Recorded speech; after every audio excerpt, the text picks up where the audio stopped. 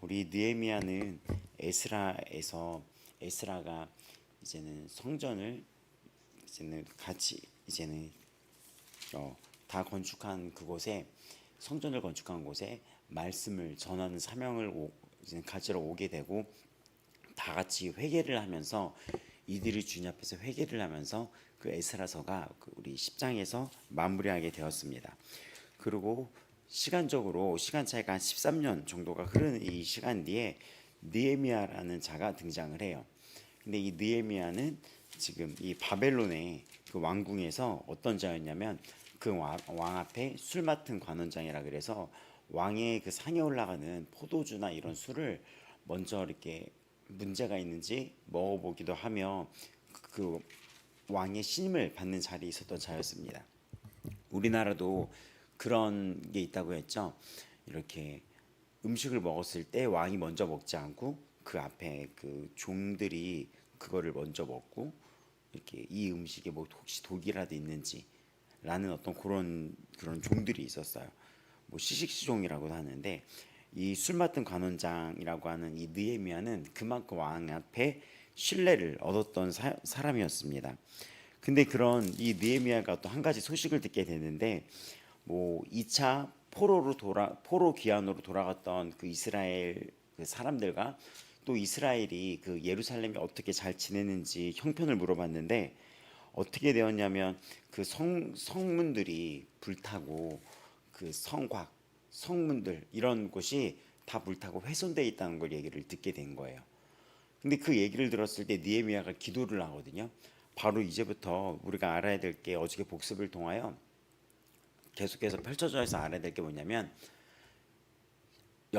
하나님의 나라의 역사에서 하나님이 사람을 통해서 일을 하시고 또 우리 믿는 자를 통하여 하나님의 뜻을 펼쳐 나가시는데 특별히 어떤 자를 통하여 하나님의 뜻을 펼쳐 나가시냐면 먼저는 하나님 말씀을 연구하고 준행했던 에스라처럼 하나님 말씀을 중심으로 두고 그 말씀에 순종했던 사람이며 그 다음은 또 기도했던 사람입니다.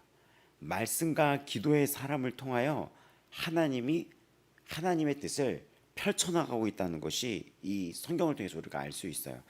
느헤미야 2장에도 우리가 보게 되면 느헤미야 1장에 느헤미야가 그 성곽이 이런 지금 보게 되면은 성문들이 예루살렘 성이 허물어지고 불타 있다라는 이야기를 듣게 되며 금식하며 기도를 합니다. 여기서 이 느헤미야를 보면서 우리가 한 가지 되게 의아스러웠던 게 뭐냐면은 이 느헤미야라는 자라는 사람은 예루살렘이나 그런 데서 나고 자란 사람이 아닌 거예요. 이 사람은 포로기에 그 바벨론에서 나고 자랐던 사람인 거예요. 그렇기 때문에 그 고국에 대한 그리움이나 그 간절함, 애틋함 이런 것이 없을 수도 있겠죠. 그리고 더군다나 이 사람의 위치는 세상적으로도 봤을 때 그 왕의 자리에서 그 옆에 신임을 받으면서 있었던 자였기 때문에 세상적으로도 부족함이 없었던 자였던 거예요. 근데 그랬던 그가 이 고국에 가보지도 않았던 그 고국의 소식을 듣게 되었을 때 금식을 하면서 기도를 하게 됩니다. 이 느헤미야가. 그러면서 그 느헤미야가 막 금식을 하면서 느헤미야의 기도가 1장에 펼쳐지는데 그 부분을 쫙 펼쳐보게 되면은 느헤미야 역시 에스라가 그랬듯이 또 그 훨씬 앞전에 예레미야가 그랬듯이 기도를 하는데 이 민족의 아픔을 나의 아픔인 것처럼 끌어안고 기도를 하는 거예요. 근데 이런 한 사람의 기도가 에스라의 한 사람의 기도가 회개를 일으키고 민족의 회개를 일으켰던 것처럼 이 느헤미야가 민족의 아픔을 나의 아픔처럼 이거는 이게 지금 잘못한 거다. 내가 죄를 졌다라고 고백을 하죠. 지금 보면은 6절에 보면은 내가 범죄를 했다. 또 나와 내 아버지의 집이 우리 집이 실수를 한 거다.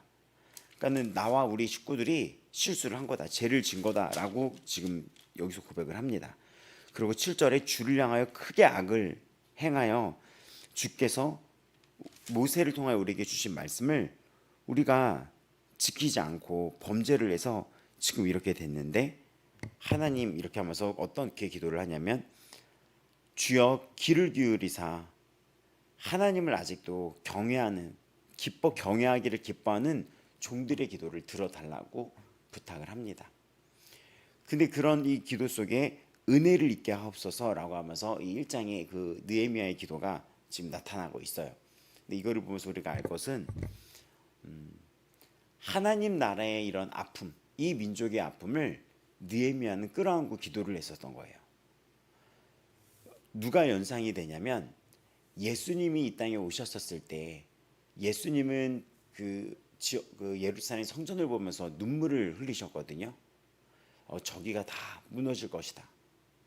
근데 이런 것들을 보면서 우리가 알아야 될 것은 무엇이냐면 우리가 어떤 마음으로 기도를 해야 되는지가 중요하다는 것입니다. 우리의 기도는 나만의 기도에 빠져 있는 것이 아니라 우리의 기도는 성경에 보면은 하나님을 내 마음과 목숨과 뜻을 다해 사랑하는 것이 첫 계명이고 두 번째 우리가 지켜야 될 것이 무엇이냐고 했었을 때 내 이웃을 내 몸처럼 사랑하라고 했어요. 근데 우리의 기도도 이 민족을 위하여 교회를 위하여 또 우리의 이웃을 위하여 내가 내 몸처럼 끌어안고 그 아픔을 내 아픔인 것처럼 기도를 해야 된다는 것입니다. 이것이 내 문제인 것처럼. 그리고 어떤 것들이 있었을 때 자신의 죄를 에스라 10장에서 인정하고 이들이 회개 자리로 나온 것처럼 회개라는 것은 내가 나의 실수인 나의 죄들 뭐 실수라고도 하고 이건 죄라고 하는 게 더 정확하죠. 회개에는 그 죄를 인정하는 것이 필요해요. 인정하는 것이 필요해요. 그 인정하면서 나와오고 거기서 회개를 하고 또 지금 이 느헤미야도 보게 되면은 민족의 아픔을 내 것으로 인정을 하는 거예요. 느헤미야는 페르시아에서 지냈던 사람으로서 뭐 페르시아 사람이라고 해도 뭐 될 정도로 그곳에서 페르시아의 위치도 차지하고 있던 사람이에요. 다니엘도 그랬고 지금 에스라도 그랬습니다. 근데 이들이 뭐 다니엘은 뭐 포로로 끌려갔지만 그게 80이 넘는 그 나이까지 민족을 향하여 예루살렘 곁을 향하여 그 곁을 바라보면서 기도를 했었어요. 그러니까 우리는 어떠한 기도의 사람이 되어야 하는지를 살펴보셔야 됩니다. 여러분의 기도에 하나님 나라에 대한 기도가 과연 얼마나 차지하고 있는지, 뭐 교회를 향한 기도, 우리 이웃을 향한 기도, 이 나라를 위한 기도, 이 땅에 있는 교회를 향한 기도가 과연 얼마나 차지하고 있는지, 이 땅의 선교를 위한 기도, 복음 전파에 대한 그런 기도, 그의 나라와 의를 구하는 기도가 얼마나 많이 차지하고 있는지를 여러분도 한번 살펴보시기 바랍니다. 그러는 배경 속에 2장에 되면은 한 4개월 정도의 차이가 흐르는 속에서 이제는 왕 앞에 포도주를 드립니다. 2장 1절에 나오죠. 역시 이분은 술 맡은 간원장이기 때문에 느헤미야는 술을 먼저 입에 대보고 문제가 없는 걸 알고 뭐 이렇게 해서 검사를 해서 왕 앞에 이걸 올려드렸겠죠. 근데 갑자기 2장 1절에 이런 얘기가 있는 거예요. 이전에는 왕 앞에 수심이 없더니 하는데 왕이 내게 이르시되 어찌하여 수심이 있느냐. 이전에는 나도 알았던 거예요. 내가 왕 앞에서 수심이 없었다. 근데 왕이 이 자의 얼굴이 달라진 거예요. 근데 왜 이 느헤미야는 수심이 가득한 얼굴이 되었을까요? 바로 1장에 나왔던 민족의 아픔, 이웃의 아픔, 교회의 아픔, 하나님 나라에 속히 진행되는 것에 어려움, 하나님 나라의 어떤 진행되는 거에 있어서 민족이 겪고 있는 아픔, 교회의 아픔, 이것 때문에 얼굴이 수심이 있는 거예요. 느헤미야를 보면서 여러 가지로 성경 모두가 그렇지만 한 절 한 절이 우리에게 묵상을 할 수 있는 게 무엇이냐면 우리도 살면서 얼굴에 근심이 있고 수심이 있고 이럴 때가 있어요. 어떤 목사님이 이런 얘기를 하더라고요. 목사들이 얼굴에 수심이 끼는 경우가 어떤 경우인가 봤더니 목사가 되고 나서 목사의 가슴이 새 가슴이 되었다는 거예요. 새 가슴이 작은 거에도. 그래서 그게 무슨 얘기냐 봤더니 성도가 딱 봤을 때 딱 낯빛이 지난주는 밝았는데 갑자기 어두워진다거나 아니면 뭐 이렇게 통화를 했을 때는 또 괜찮은데 주일날 나타났는데 뭔가 얼굴이 낯빛이 어둡다거나 그럼 그게 딱 걸린다는 거예요. 근데 정확하거든요. 말씀을 전하고 주일날 설교를 하고 그러는데 어떤 한 성도가 딱 그 빛깔이 딱 보이면은 그게 딱 걸려요. 그래서 새 가슴이 된다는 거예요. 무슨 일 있나? 뭐지? 근데 그러면서 그 사역자들은 보통 얼굴에 대한 이게 고민이나 이런 것들이 성도를 보면서 저 성도가 또 무슨 일이지? 뭐 지금 요즘 직장 다닌다는데 새롭게 들어갔다는데 뭐 괜찮을런가? 무슨 일 있나? 아니면 어제 뭐 집에 갔다 왔는데 무슨 일이 있었나? 뭘 준비하고 있는데 뭐 다른 사업을 준비하고 있는데 이런 것들이라는 거죠. 또 성도들의 그런 얼굴의 수심은 어느 때에 일어납니까? 지금 우리 걸 보면서 우리가 알아야 될 것은 무엇이냐면 느헤미야의 얼굴의 수심은 이전엔 이런 일이 없다고 나와 있는 걸 보고 또 여기 나온 걸 보면은 이전에 왜 어려운 일이 없겠어요. 근데 그 어려움 속에서도 자기가 자기를 관리했던 사람이겠죠. 특히 왕 앞에서는 평안한 얼굴을 보여야지 왕 앞에서는 이런 걱정 근심 어린 얼굴을 보이면 죽음을 당할 수도 있습니다. 왕 밑에 있는 자들은 그 높은 지위에 있었던 이런 왕 앞에 있던 자들은 항상 이 왕의 치하에 평안하다는 것을 보여주기 위해서 얼굴에 수심이 없고 평안하고 웃고 있어야지 되는 거예요. 근데 이 왕 앞에 수심과 이렇게 하고 있다는 것은 왕 앞에 무언가 마음에 안 든다는 오해의 소지를 알 수 있기 때문에 죽을 수도 있는 거예요. 그거를 누구나 알고 있는 이 느헤미야가 전에는 그런 일이 없었는데 얼굴에 수심이 있는 거예요. 그때 왕이 묻습니다. 네가 병이었거늘 네가 병이 있는 애도 아닌데 어찌 얼굴에 수심이 있냐? 이는 필연 반드시 네 마음에 근심이 있다. 이라고 얘기했을 때 느헤미야가 두려워하게 됩니다. 여러 가지 이유로 두려워할 수 있어요. 왕 앞에 자기가 이런 모습을 띈 거에 두려움과 또 하나는 이자가 지금 하나님 보는 앞에서 이 왕 앞에 나와왔는데 이 왕 앞에 이 이야기를 무언가 계획하고 있는 게 있었는데 이거를 말해도 될지 여러 가지가 두려움이 있을 수 있어요. 이게 무슨 얘기냐면 물어봐요. 왕이 너 무슨 일이야? 했더니 이젠 두려움과 떨림으로 왕은 만세수를 하옵소서. 내 조상들의 묘실이 있는 성읍이 이제까지 황폐하고 성읍이 불탔사오니 내가 어찌 얼굴에 수심이 없사오리까라고 하면서 얘기합니다. 근데 여기서 느헤미야가 지혜로운 게 뭐냐면 지금 우리 성곽이나 성벽이 불탔다라고 이렇게 얘기하지 않고 성곽이나 성벽은 군사적인 느낌을 주지만 뭐라고 얘기합니까? 조상들의 묘실이 있는 성읍이라고 얘기하는 거예요. 근데 이 고대 사회에는 페르시아도 그렇고 이 고대 사회에는 이 조상들의 묘실을 굉장히 인정을 했으며 이걸 굉장히 보존을 했었습니다. 우리나라도 왕궁에 뭐 누구 무슨 왕릉 이렇게 하면서 그 조상들의 이런 어떤 왕릉 같은 경우가 지금까지도 보존되고 있는 경우가 있잖아요. 뭐 이집트의 그 피라미드도 그렇고 이렇게 보존이 되고 있는 거잖아요. 이런 부분들이. 근데 이 느헤미야가 우리 조상들의 묘실이 있는 그런 성읍이 황폐했고 성문이 불타버렸다. 그러니까 나의 조상들, 내 윗대의 조상들이 있는 그런 묘실이 그렇게 지금 그거를 보호하는 그 성읍들이 불타버렸다라고 이야기를 합니다. 그런데 내가 어찌 이 마음에 수심이 없을 수 있겠습니까? 라고 얘기해요. 근데 먼저 이게 되게 지혜롭게 얘기하는 것이 무엇이냐면 성벽이다 이렇게 얘기하면 군사적인 느낌인데 그게 아니라 우리 조상들의 묘가 그 묘에 그 지키는 그런 성읍들이 지금 불타버리고 있다. 근데 이 지금 아닥사스다 왕 페르시아 또 그 전에 바벨론도 이런 어떤 조상들의 묘실의 중요성을 너무나 알고 있기 때문에 그 이야기를 듣고 왕이 묻습니다.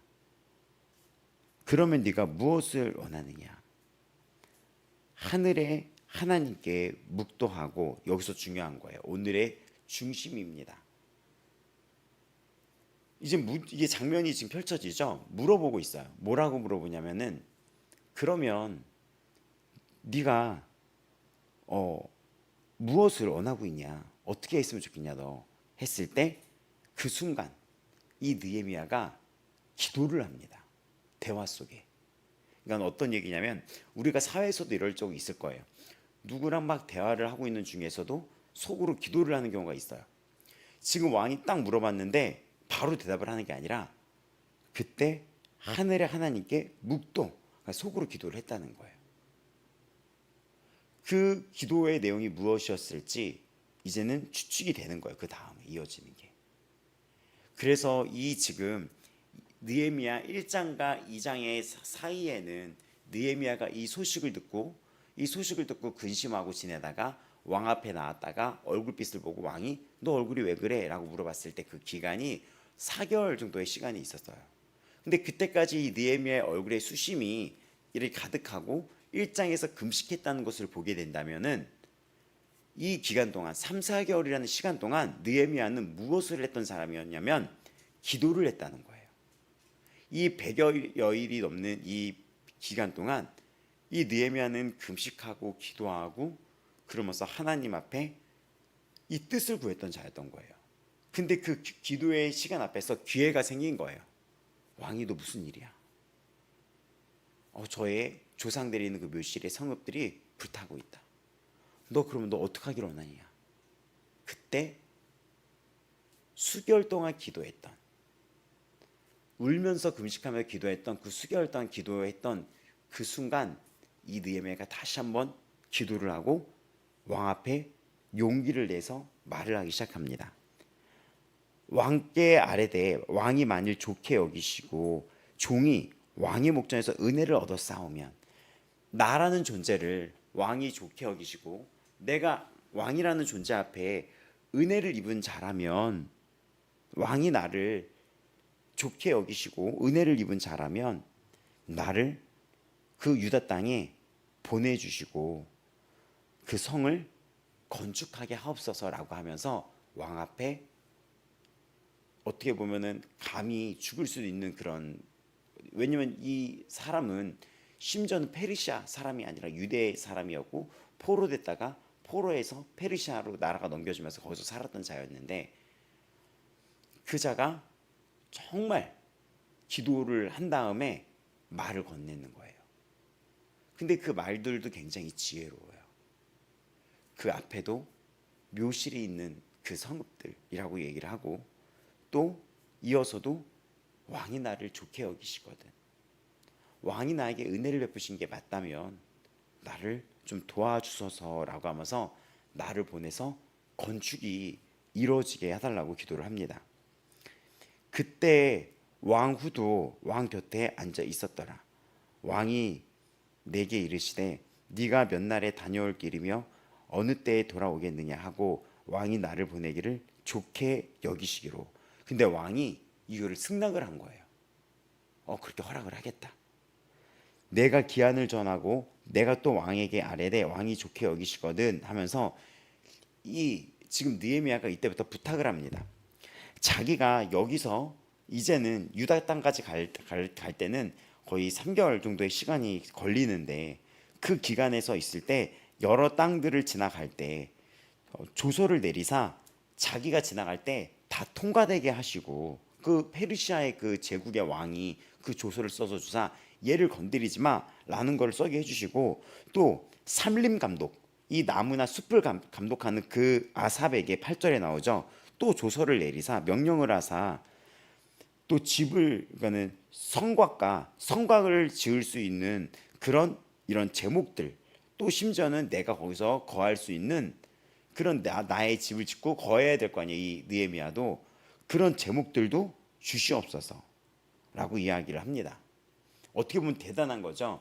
왕 앞에 이런 부탁을 하는 것가 정말 어려운데 왕 앞에 나를 보내달라고 하는 부탁도 되게 어려운데 그것뿐만이 아니라 조서를 내려서 내가 이 가는 길에 방해가 없이 왕이 조서를 써서 나를 도와줘서 통과되게 하시고 또 하나는 내가 가서 그 성읍을 건축할 수 있도록 나무와 또 내가 거기서 거할 집을 지을 수 있도록 이런 나무나 이런 이 산림 감독을 통하여 이런 걸 허락해 달라고. 근데 왕이 어떻게 했을까요? 이거를 허락해 준다는 거예요. 어저께도 우리가 말씀을 나눴지만 다니엘도 그랬고 그 전에 요셉도 그렇고 또 이 느헤미야의 앞서 먼저 2차 포로 기한으로 먼저 지금 예루살렘에 가 있는 에스라도 그랬고 이들의 공통점은 당시의 나라도 되게 어려운 상황 속에서 이들이 되게 극한의 어려움 속에 속해 있음에도 불구하고 하나님은 사람을 통해서 일을 하는데 이들이 이 땅의 치리자를 통하여 존귀함을 입었다는 거예요. 존귀함을. 이런 경험들을 해보신 경우가 있을 거예요.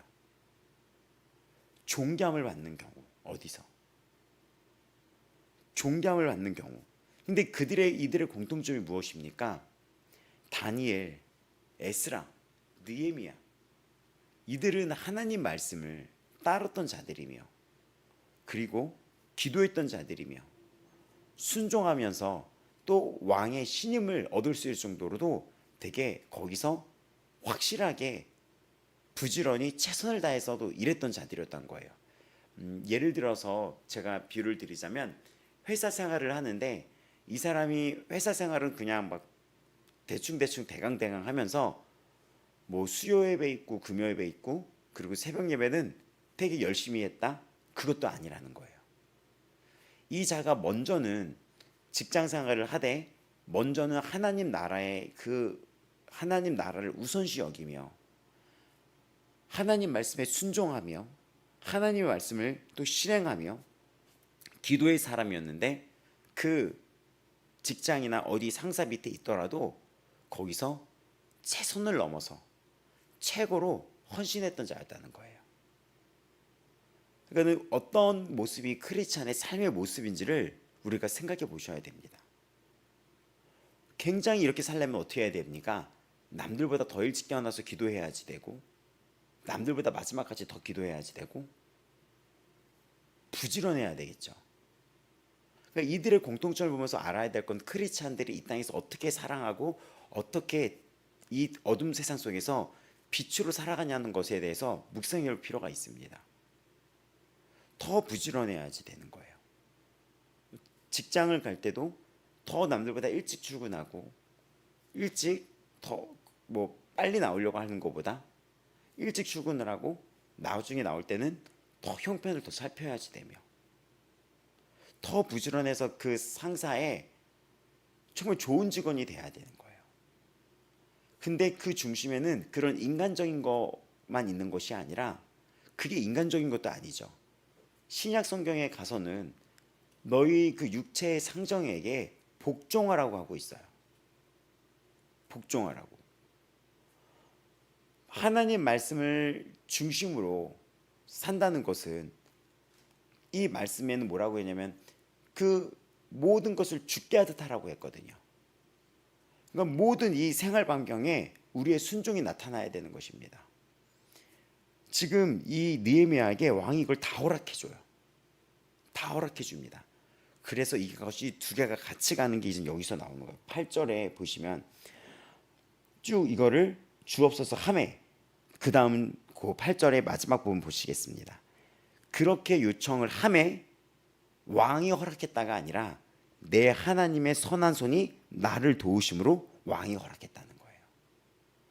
그러니까는 왕이 허락하는 것을 누가 허락했다는 거죠? 하나님이 허락했다는 거예요. 그러니까는 고레스의 마음을 감동시킨 것도 하나님이고 그 백성들의 마음을 감동시킨 것도 하나님이에요. 하나님이 이 왕의 마음을 감동시키사 이 왕이 이 자가 느헤미야가 구하는 걸 다 허락했다는 거예요. 그러면 우선순위가 있겠죠. 먼저는 그 자가 말씀과 기도로 하나님 앞에 마음에 합당한 자가 돼야 됩니다. 마음에 합한 자가 돼야 돼요. 하나님 마음에. 하나님이 통과가 되면 하나님은 이 세상의 사람 앞에서도 이 자를 다 통과시킨다는 거예요. 순위가 하나님 마음에 이 자가 맞는 자라면 하나님은 이 자에게 형통을 베푸신다는 것입니다. 요셉이 노예로 팔려갔지만 하나님이 이 요셉이 형통했다라는 것은 이 요셉이 항상 하나님과 함께했다는 거예요. 함께했다는 것은 말씀에 거하는 삶을 의미하거든요. 근데 그 요셉을 보면서 하나님은 그 자에게 형통하다란 말 알죠? 어떤 게 있으면 다 그냥 통하는 거예요. 그 형통의 복을 내렸다는 겁니다. 그러자 어떤 일이 벌어집니까? 노예로 팔려갔던 그 장군의 집에서도 그 온 집안을 총괄하는 그 감독이 돼요. 비록 누명을 씌워서 감옥에 갔지만 한 집을 감독했던 총괄했던 그 감독을 벗어나 감옥에 갔다가 시간이 흐른 뒤에 이 요셉은 그 나라, 이제는 나라 전체를 관리하는 감독관이 돼요. 근데 이거를 허락하시는 이가 하나님이시라는 것입니다. 에스라도 갈 때 허락을 해주잖아요, 왕이. 또 에스더는 지금 유다 민족이 이 느헤미야랑 이 에스라 이 사이, 요 이야기, 요 사이들, 그러니까는 정확히 얘기하면은 뭐 요 아닥사스다 왕이라는 요 왕 전에 있었던 그 이야기는 에스더서예요, 에스더. 근데 에스더도 유대 민족이 어떤 음모에 있어서 암살당할 위험이 빠지게 돼요. 유대 민족을 다 멸살해 버리겠다. 그 페르시아에 있는 유대 민족을 다 죽여 버리겠다. 그런 음모를 듣게 됩니다. 근데 이 왕후였던 이 에스더는 왕의 그냥 여러 아내들 중에 한 명이었던 거예요. 근데 이 에스더가 왕의 뜰로 들어가게 돼 버려요. 근데 들어가기 전에 어떻게 하냐면 금식 기도를 합니다. 금식 기도를 하고 왕의 뜰 안으로 들어가요. 그럼 죽거든요. 함부로 왕의 뜰 안에 있었으면. 근데 어떤 일이 벌어지냐? 너무나 왕의 눈에 이 여인이 아름다워 보이는 거예요. 그래서 왕이 왕이 금규라고 해서 이거를 에스더에 보면 이걸 준다고 나와요. 그러니까 왕의 권력을 허락한다는 거예요. 네가 무엇을 원하느냐. 근데 이런 이들, 다니엘도 그렇고 느헤미야도 그렇고 어떤 당시에 하나님을 믿지 않았던 이 시대의 치리자들, 지도자들에게 신임을 받고 보호를 받고 존귀를 받았다는 것이죠. 근데 이들의 공통점을 지금 살펴본다면 이들은 어떤 공통점이 있을까? 하나님의 말씀을 우선시 여겼다는 것입니다. 하나님의 말씀을. 지금 이 시대가 여러 가지 이야기가 있죠. 팬데믹이 또 한 번 올 수 있다. 근데 이 이야기는 항상 그 메르스 때부터 있었던 이야기였어요. 메르스 이후에 팬데믹이 또 올 수 있다. 근데 또 왔죠. 또 한 번에 엄청난 일이 올 수 있을 거라고 봐요. 근데 저는 요 다음 세대, 보호를 받아서 가르침을 받아야 되는 요 다음 세대가 걱정이 되더라고요. 그래서 이 아이들을 지킬 수 있는 방법이 무엇일까 봤더니 말씀이더라고요. 말씀. 에스라처럼 이 아이들에게 말씀을 가르쳐서 삶에 이게 이들의 삶의 규범이 되어 이 말씀을 아는 애들은 결국 말씀이 끌고 가거든요. 왜 10대 아이들이 주일학교를 다녔다가 대학교 가서 무너지냐? 말씀이 바로 서지 않았기 때문에 그렇거든요. 하나님의 말씀보다 세상의 말씀이 더 진짜처럼 보였다는 거예요. 그래서 말씀이 없는 약한 교회에 아이들이 대학교 가서 떠나는 아주 기가 막힌 일들 많이 봤었어요. 그래서 우리 뭐 아이들도 말씀이 들어갔으면 좋겠고, 우리가 이 9월 첫 주까지는 다 같이 기도를 하고 있지만 그 기도 끝난 다음에는 다시 뭐 전에 했던 것처럼 성경 공부 시간이 나갈 거예요. 이런 부분들이, 그런 부분들이 이제는 가지고 또 기도도 할 건데, 정말 우리가 말씀과 기도로 산다는 것은 형통의 비결입니다. 형통의 비결이에요. 그래서 여기에 지금 보는데 하나님의 선한 손이 나를 도우심으로 라고 얘기하는데, 오늘 이 하나님의 손이 나를 도우심으로 허락하고, 뭐가 먼저죠? 왕이 허락한다는 게 먼저가 아니라 하나님의 손이 나를 도우심으로 왕이 허락했다는 거죠. 그러니까 이 지금 구절을 보게 되면은 이것은 여러분 에스라와 느헤미야를 꼼꼼히 보신 분은 알겠지만 하나님의 선한 손이라는 것은 에스라와 느헤미야서에 자주 나타납니다. 이 에스라와 느헤미야의 저자가 에스라로 지금 많이 추측이 되는데 그래서이실 수도 있겠지만 그래서인 게 아니라 성경은 하나님의 감동으로 쓰여진 것으로 이들의 이런 펼쳐지는 그런 역사, 일어나는 역사 가운데 그 이후에 누가 이 세상을 주관하냐? 바로 하나님이 주관한다는 거예요. 하나님이 특별히 자기 백성한테 관심이 있는데 세상은 이 페르시아 이 왕을 기억하고 그 뒤에 그리스의 왕을 기억하고 로마의 왕을 기억하고 지금 이 세상도 지금 이 세상의 대통령을 기억하고 지금 이 세상에 힘 있는 자들을 기억하고 세상은 그럴 수 있겠지만 하나님은 그렇지 않고 이 성경대로 본다면 자기 백성에게 모든 이 사건을 복을 주기 위해서 주도해 나간다는 것입니다. 누구에게? 나의 백성에게 관심이 있다는 거예요. 하나님은 나에게 지금 복을 주시기 위해 그 복이 참다운 복, 정말 예배자의 복을 줘서 이 자가 이 땅에서도 형통하고 이 땅에서 잠시 머물다가 저 영원한 나라에 안전하게 들어갈 수 있도록 그 영원한 예배자의 복을 주기 위해서 이 세상의 시간을 바꿀 수도 있고 주관하시고 인도하신다는 것입니다. 모든 상황을 바꿀 수 있고 또 하나님이 도울 수 있다는 거예요. 그래서 지금 여기 나왔던 선한 손, 하나님의 선한 손은 앞으로도 또 나와요. 에스라에도 나왔던 부분이에요. 이들이 그래서 군대 장관과 마병을 보내어 이들이 왕의 조서를 전하며 이들이 지금 예루살렘으로 이 호위 속에서 들어가게 됩니다. 근데 10절에 보면은 암몬 산발랏, 도비야, 암몬 사람 도비야 이런 사람들이 등장을 하면서 또다시 방해의 세력이 등장하게 됩니다. 하나님의 나라의 역사는 공격이 꼭 있어요. 이 배후의 세력이 우리는 지금 스가랴를 통하여 사단이 있다는 걸 알게 되죠. 내가 하나님의 말씀에 순종하고 기도를 했을 때 사단의 역사가 뒤에 배후가 있는 거예요. 지금 이렇게 하면서 지금 성벽을 건축하려고 등장했는데 그 뒤에 사단의 세력이 10절에 또 등장을 하는 거예요. 방해의 세력들이. 그리고 예루살렘에 도착을 해서 지금 이 느헤미야가 그 성벽을 둘러봅니다. 근데 성벽이 불타 있고 무너져 있고 13절에 또 지나갈 곳이 없을 정도로 되어 있고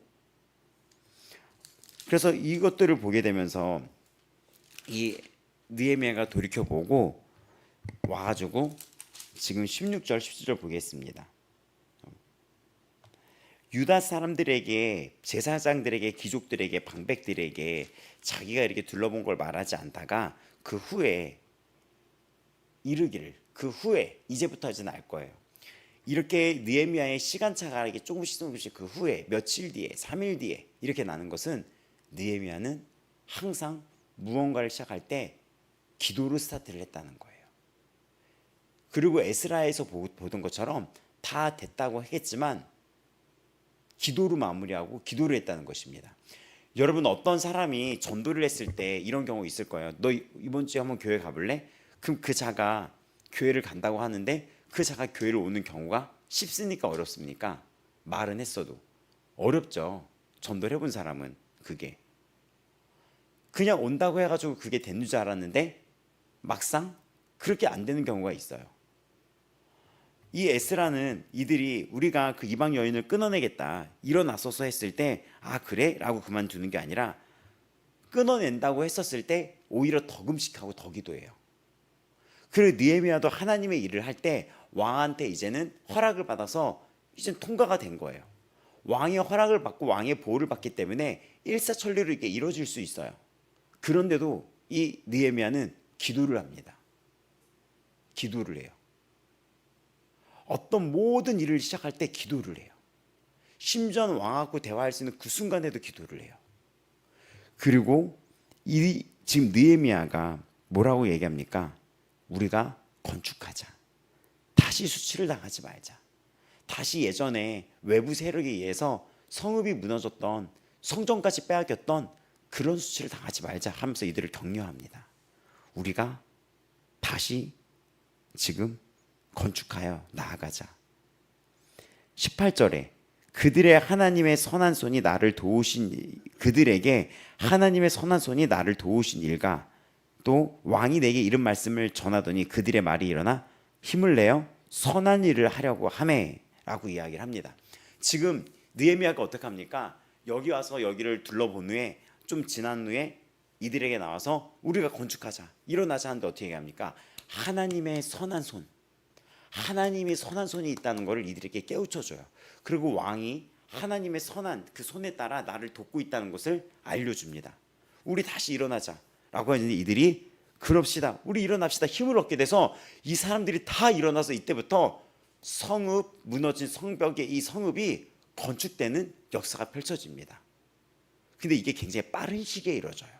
52일 동안 이루어지게 됩니다. 근데 그 와중에 공격의 세력이 있어요. 19절, 비웃고 업신여기다는 거예요. 니네가 배반, 페르시아 그 왕을 배반하려고 하지, 막 비아냥거리면서 업신여기면서 방해꾼들이 등장을 해버리는 거예요. 또 지금 에스라도 그렇고 계속해서 등장하는 게 무엇이죠? 끊임없는 방해 세력이에요. 끊임없는. 근데 이제부터 여러분 이 느헤미야를 살펴보시면서 뭐에 주목하냐면 그 방해 세력 앞에서 느헤미야가 어떻게 나가냐는 거예요. 20절에 보면은 하늘의 하나님이 우리를 형통하게 하시리니 그의 종들이 우리가 일어나서 건축하려니라. 너희는 그 예루살렘에서 어떤 기업도 없고 권리도 없고, 지금 너희들은 지금 여기 권리도 이 곳에서 예배를 드릴 수 있는 권리를 나타내는 단어거든요. 어떤 자격들.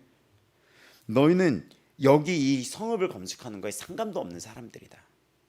너희는 자격도 없다. 그래서 정확히 그냥 손을 쫙 그어버리고 신경을 쓰지 않아요. 되게 강단이 있는 사람이었던 거예요. 누가 방해를 하든 신경 쓰지 않고 그냥 나가는 거예요. 하나님의 일에 누가 방해를 하건 그냥 나가는 것입니다. 그냥 나가는 거예요. 그러면서 3장부터 계속 펼쳐지는데 방해도 계속돼요. 음모도 있습니다. 근데 느헤미야가 흔들리질 않아요.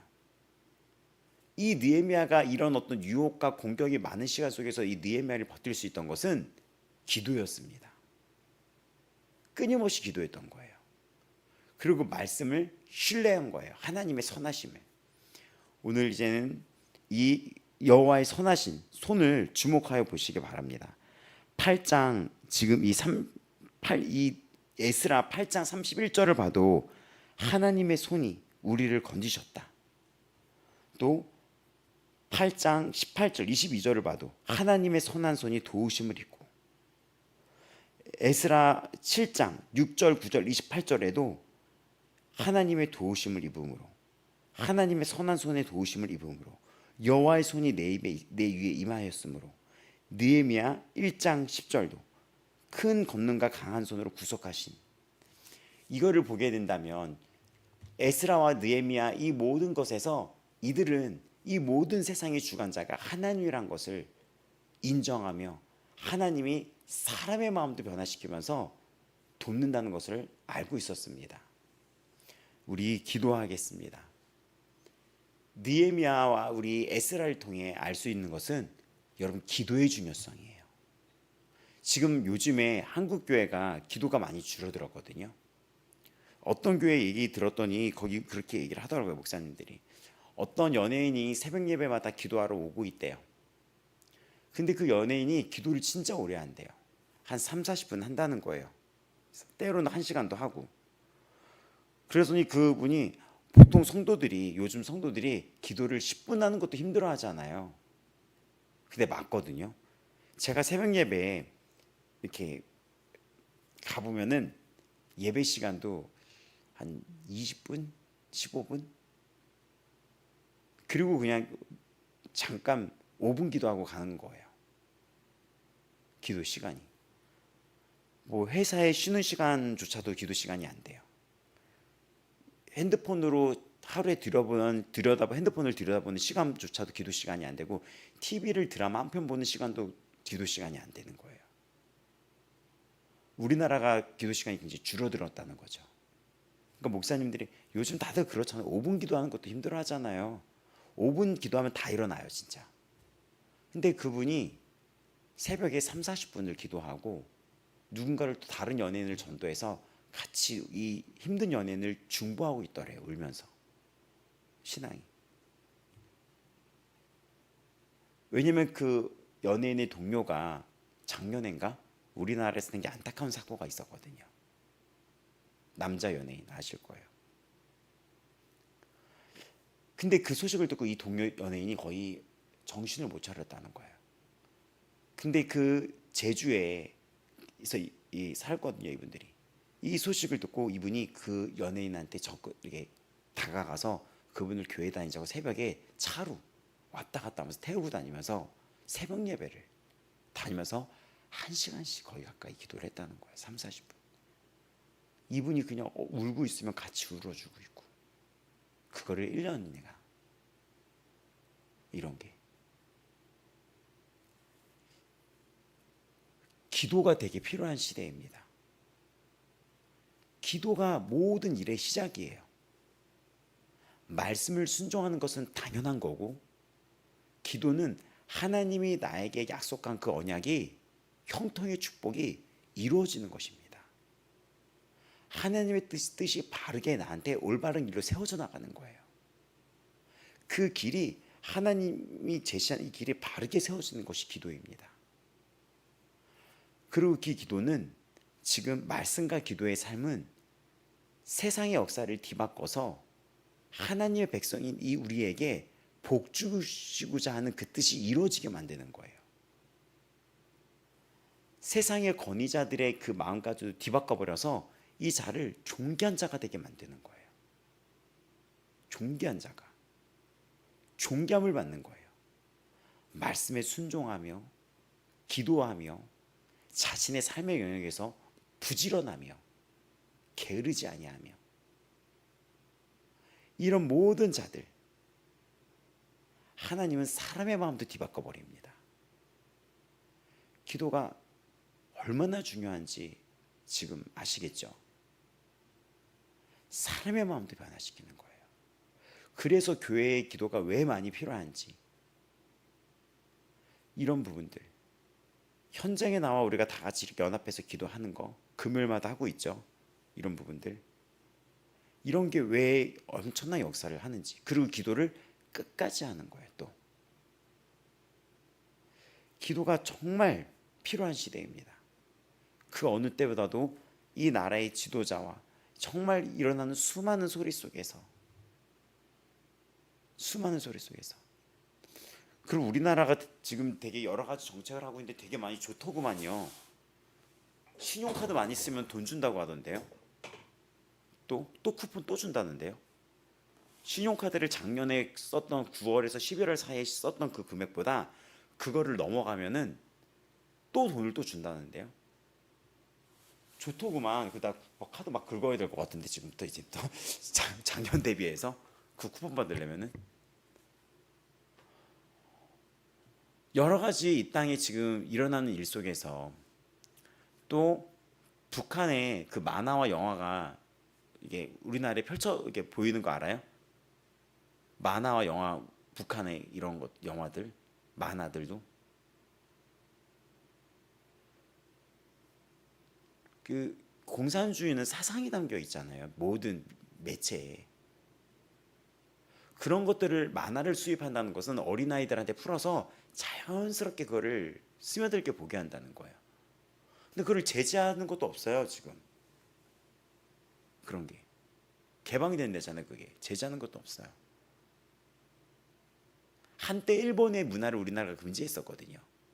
90몇 년도까지. 근데 그거랑은 다르죠. 이게 이러한 어떤 세상, 정말 위태로운 세상 속에 우리의 자녀를 지키기 위해 말씀과 기도가 되게 필요해요. 기도하시기 바랍니다, 여러분. 모든 일을 시작할 때 기도하고 끝까지 기도하는 자가 되기를 바랍니다. 말씀과 기도로 부지런히 살아가서 이 땅에서 존귀한 자의 축복을 받으며 형통하게 살아가기를 정말 축복합니다.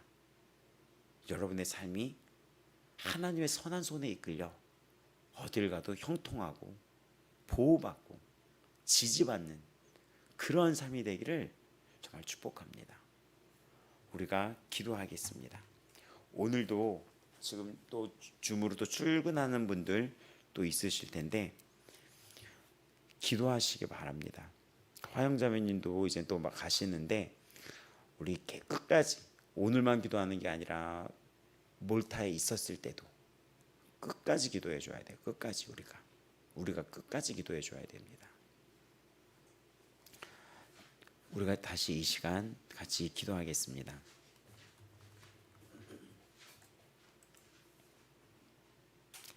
먼저는 하나님의 나라를 구하며 기도하겠습니다.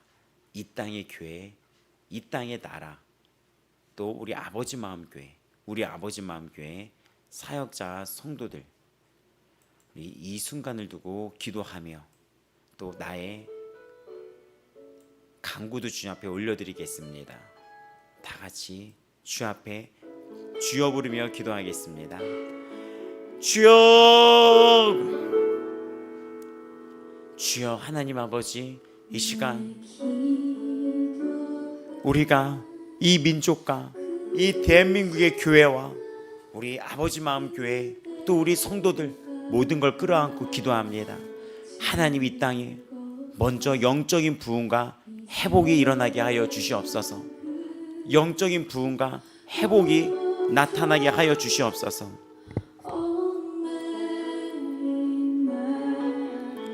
영적인 부흥과 회복이 이 땅에 일어나게 하여 주시옵소서. 하나님, 이 대한민국이 기도의 부흥과 회개의 부흥과 이 민족과 이 교회의 아픔을 나의 것이냐 끌어안고 기도하는 그런 온전한 회개의 부흥이 나타나게 하여 주시옵소서. 하나님 아버지, 우리 아버지 마음교회의 성도들, 우리 귀한 성도들이 참다운 회개의 열매가 맺어지게 하여 주시옵소서. 우리 자녀들의 넘어짐, 우리 가족의 아픔을 나의 아픔인 것처럼 끌어안고 기도하는 성도들, 우리 교회의 성도의 아픔을 나의 아픔인 것처럼 끌어안고 기도하는 성도들, 더 나아가 이 땅의 주의 종들의 아픔을 우리의 아픔처럼 끌어안고 기도하며 한국교회의 변질과 세속화를 보며 눈물로 기도하는 교회 되게 하여 주시옵소서.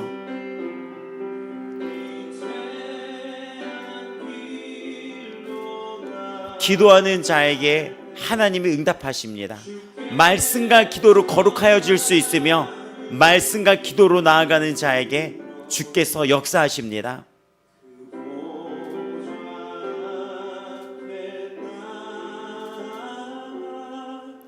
말씀과 기도로 거룩함을 입고 나아갈 수 있습니다. 순종하는 성도들, 말씀 앞에 두려움과 떨림으로 말씀 앞에 떠는 자가 되어 하나님의 말씀을 경외하며 두려움과 떨림으로 그 말씀을 이뤄나가며 기도하는 자들, 그러한 성도들이 되게 하여 주시옵소서. 오늘도 하나님의 말씀에 두려움과 떨림으로 나아가는 성도들 되게 하여 주시옵소서.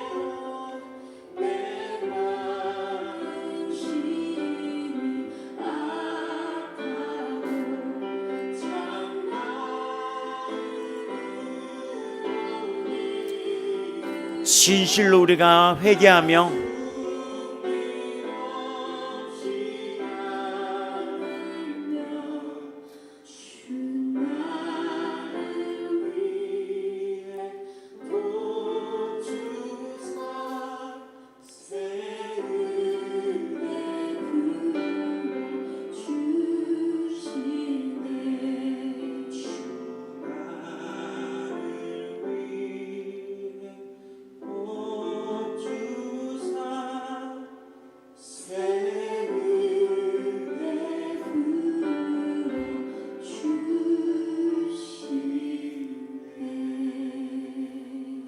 오늘도 예수의 피로 덮어 주시옵소서. 하나님 아버지, 오늘도 이 새벽 깨어 기도합니다. 하나님, 이 한국교회가 정말 새벽 이슬 같은 주의 청년들이 주께로 나올 수 있도록 깨어 기도하는 교회가 될 수 있도록 이 새벽에 우리 아버지 마음교회 성도들이 같이 마음 아파요 기도할 때 이 대한민국 교회에 예수 피를 덮어 주시옵시고 주 앞에 맑은 심령을 가지고 죄를 멀리하며 죄를 미워하며 주 앞에 거룩한 백성으로 모든 성도들이 회복되어 부흥의 때를 맞이하게 하여 주시옵소서.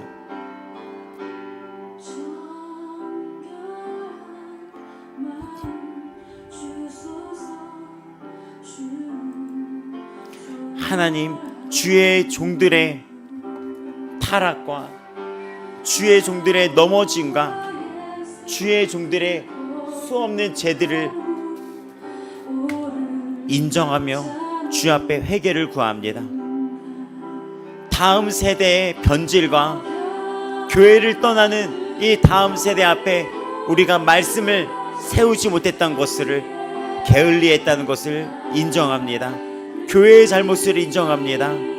불쌍히 여기시고 용서하여 주시고 다시 회복하여 기회를 주사 이 모든 교회가 말씀으로 돌아가게 하여 주시옵소서. 모든 교회가, 모든 사역자, 모든 성도가 말씀으로 돌아가게 하여 주시옵소서. 겸비한 마음, 말씀 앞에 겸손함을 주시옵소서. 낮아지는 마음을 주시옵소서.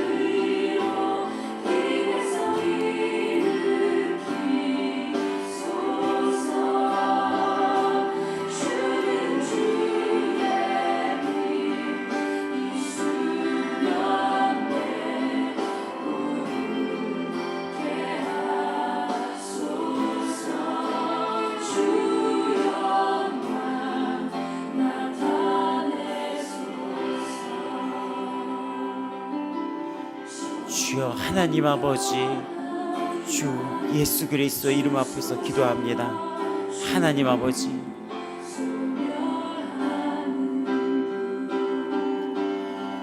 우리 민족의 죄를 용서하여 주시옵시고 나태함을 용서하여 주시옵시고 우리 성도들이 지었던 말씀 앞에 나태했던을 용서하여 주시옵소서. 주여 이 대한민국 교회를 불쌍히 여기시고 주의 보좌로 나아갑니다. 예수의 피로 씻어 주시옵소서.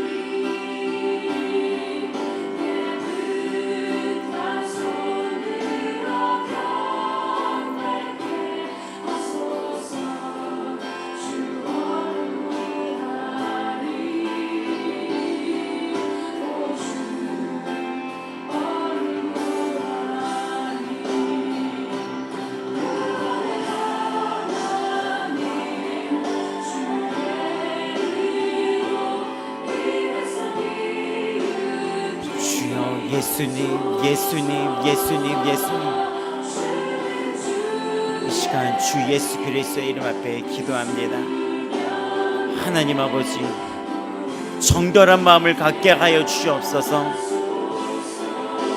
정결한 마음을 갖는 민족 되게 하여 주시옵소서.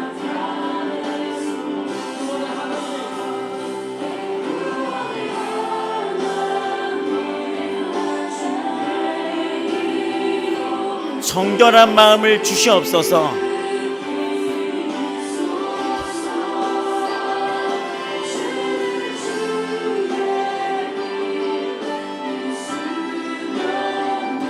정결한 마음을 주시옵소서. 정결한 마음을 주시옵소서.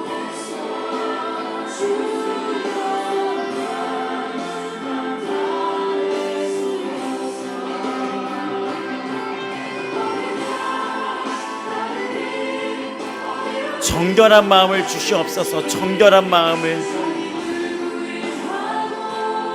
우리의 눈과 손과 발이 주 앞에 깨끗하고 거룩하게 씻겨지게 하여 주시옵소서.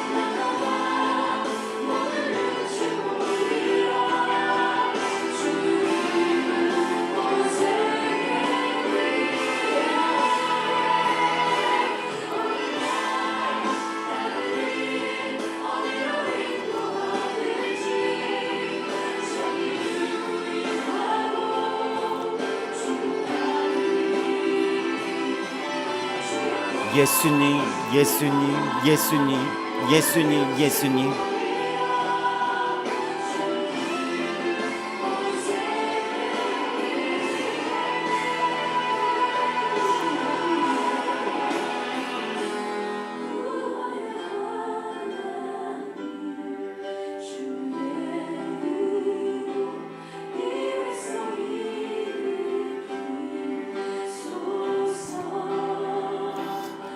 하나님 아버지 주님 앞에 이 땅이 정결함을 입고 나아가게 하여 주시옵소서.